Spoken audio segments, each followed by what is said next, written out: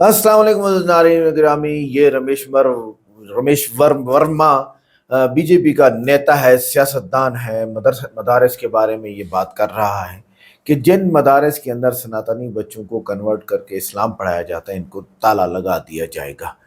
Indian law के मुताबिक तमाम मदारस वाले उस लॉ को फॉलो करते हुए छोटे बच्चों को इस्लाम कबूल नहीं कराते, उनको कन्वर्ट ही नहीं करते हैं उनके पेरेंट्स की इजाज़त के बगैर। अगर उनके पेरेंट्स आके बोलें तब तो है। आइए देखते हैं ये क्या कहते हैं। इमरान प्रतापगढ़ी साहब जिंदाबाद, ऐसी ज़बरदस्त नज़म उनकी आपके सामने लेके आए हैं जो सुन के आपको मज़ा आएगा। वीडियो को लाइक करें, चैनल को सब्सक्राइब करें, वीडियो को व्हाट्सएप पे जरूर शेयर करें, कमेंट करके बताइएगा वीडियो कैसी लगी। आइए देखते हैं। कोई प्रलोभन देकर शिक्षा दे रहा है और ऐसे जो भी मदरसे कर रहे हैं उनमें ताले लगा दिए जाएंगे। कोई भी मदरसे ऐसे नहीं चलेंगे जो सनातनी या हिंदू बच्चों को या जैन बौद्ध या सिख बच्चों को वहां पर जो है दूसरे धर्म की इस्लाम की तालीम दी जाए, कभी कतई बर्दाश्त नहीं की। बताता हूँ जिस नज्म ने मुझे इमरान बनाया। मैं इलाहाबाद विश्वविद्यालय में हिंदी साहित्य का विद्यार्थी रहा। हिंदी साहित्य का विद्यार्थी रहा मैं। पूरे खानदान में शेरो शायरी नाम की कोई बीमारी किसी को नहीं थी। शुरू हुई तो मुझी से शुरू हुई। मुझ जैसे हिंदी माध्यम में पढ़ने वाले बच्चे से अल्लाह ने मदरसों पर एक नज्म कहलवाई। क्योंकि मेरा अपना मानना है कि अल्लाह को जब काम लेना होता है तो अल्लाह चींटियों से काम ले लेता है। अल्लाह ने मुझसे काम लिया और एक ऐसी गुमनाम सी शोहरत दी इस नज्म ने मुझे। तमाम आज फिल्मी दुनिया के बड़े बड़े स्टार बैठे थे। अल्लाह का करम है कि मुझे किसी मीडिया ने स्टार नहीं बनाया, मुझे किसी टीवी चैनल ने स्टार नहीं बनाया, मुझे किसी फिल्म ने स्टार नहीं बनाया।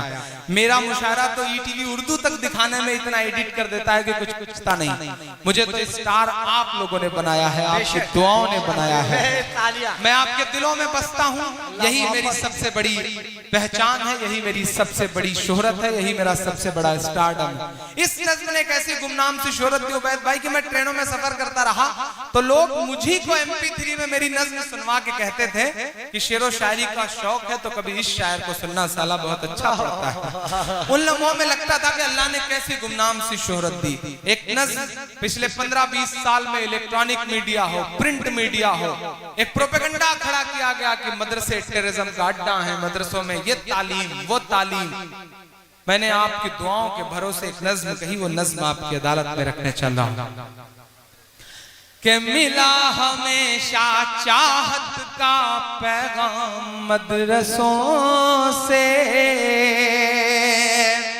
कि मिला हमेशा चाहत का पैगाम मदरसों से। मत जोड़ो आतंकवाद का नाम मदरसों से, कोई इल्जाम मदरसों से, कोई इल्जाम मदरसों से। कि यहाँ कुरान पाक की हर लम्हा है तिलावत होती,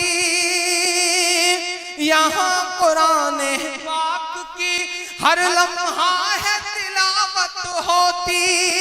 जर्रे जर्रे में हमदर्दी और मोहब्बत होती, और मोहब्बत होती।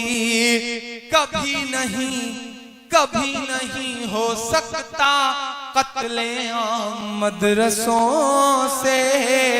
मत जोड़ो आतंकवाद का नाम मदरसों से, कोई इल्जाम मदरसों से। साक्षी महाराज कहते हैं कि मदरसों में ऐसे वैसे लोग निकलते हैं, शायद वो तारीख भूल रहे हैं कि 57 की जंग से लेकर के 47 तक आजाद होने तक न जाने कितने हजारों लाखों उलेमाओं की कुर्बानियां दी हैं हमने। और आज दिल्ली वाले ये कहते हैं कि नहीं साहब आपका क्या है, दिल्ली बता धोखा तुझे कब हमने दिया है, दिल्ली बता धोखा तुझे कब हमने दिया है। इतराने के लायक जो है सब हमने दिया है, इतराने के लायक जो है सब हमने दिया है। और हिंसा का जो इल्जाम लगाते हैं वो सुन लें, गांधी को महात्मा का लक़ब हमने दिया है। शाबाश। गांधी को महात्मा का लक़ब हमने दिया है। तब मैं ये बंद पढ़ता हूं साहब कि चाहे शेखुल हिंद हो या फजले हक खैराबादी, चाहे शेखुल हिंद हो या फजले हक खैराबादी, जंगे आजादी में सबने अपनी जान लड़ा दी, अपनी जान लड़ा दी। मिला हमें आजादी का इनाम मदरसों से, मत जोड़ो आतंकवाद का नाम मदरसों से, कोई इल्जाम मदरसों से। इस देश का मिसाइल मैन अपनी 5वीं तक की तालीम चेन्नई के एक मस्जिद के बरामदे में बैठ के पूरी करता है और बाद में इस देश को परमाणु संपन्न बनाता है। और आप कहते हैं कि मदरसे टेररिज्म का अड्डा है। नहीं साक्षी महाराज साहब, हमें इन लोगों पे बहुत नाज है। हम तो आपसे बस इतना कहना चाहते हैं कि नहीं, ऐसा नहीं है कल या परसों से नहीं निकले। कई अरमान हैं दिल में जो बरसों से नहीं निकले। नहीं, ऐसा नहीं है कल या परसों से नहीं निकले। कई अरमान हैं दिल में जो बरसों से नहीं निकले। हों आसाराम नित्यानंद या के पाल बाबा हो, खुदा का शुक्र है ये सब मदरसों से नहीं निकले। खुदा का शुक्र है ये सब मदरसों से नहीं निकले। तो मैं बंद पढ़ता हूं साहब कि पड़ी जरूरत देश को जब जब किया कमाल इन्हीं ने, पड़ी जरूरत देश को जब जब किया कमाल इन्हीं ने, देश को एक से एक बढ़ करके दिया है लाल इन्हीं ने, दिया है लाल इन्हीं ने।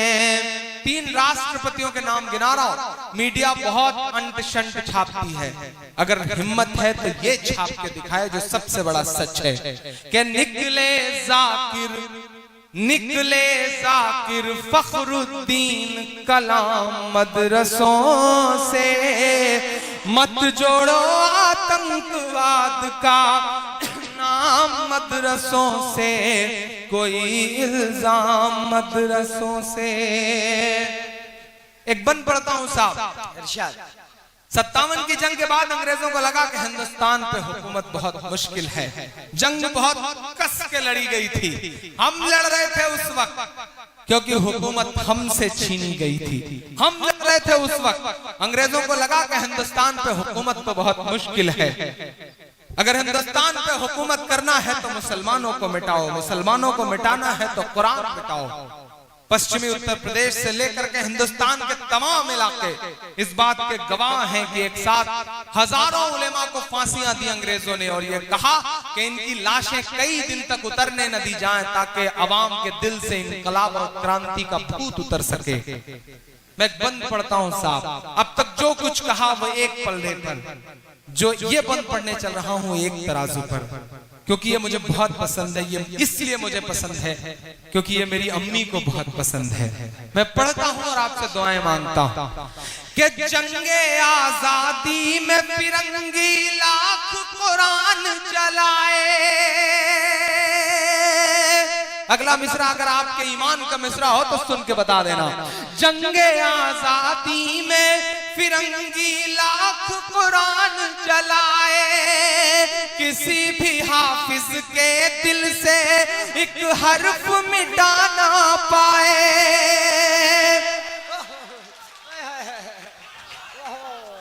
क्या बात, क्या बात, क्या बात, क्या बात है इमरान भाई, क्या बात है भाई। ये जंगे आजादी में फिरंगी लाख कुरान चलाए, किसी भी हाफिज के दिल से एक हर्फ मिटा ना पाए, एक हर्फ मिटा ना पाए। लिया है अल्लाह ने ऐसा भी काम मदरसों से, मत जोड़ो आतंकवाद का नाम मदरसों से, कोई इल्जाम मदरसों से, कोई इल्जाम मदरसों से। वो कहते हैं हथियार मिलता है, वो कहते हैं ट्रेनिंग दी जाती है। कभी कभी सोचता हूँ यार कि आखिर क्या उम्मीदें करते हो आप हमसे। हमारे हाथ में शहनाई थमाते हो तो हम उस्ताद बिस्मिल्लाह खान बन जाते हैं। हमारे हाथ में सरोद थमाते हो तो हम उस्ताद अमजद अली खान बन जाते हैं। हमारे हाथ में तबला थमाते हो तो हम उस्ताद जाकिर हुसैन बन जाते हैं। हमारे हाथ में टेनिस का रैकेट पकड़ाते हो तो हमारी बेटियां सानिया बन जाती हैं। हमारे हाथ में क्रिकेट का बल्ला पकड़ाते हो तो हम यूसुफ पठान, इरफान पठान, जहीर खान और मोहम्मद शमी बन जाते हैं।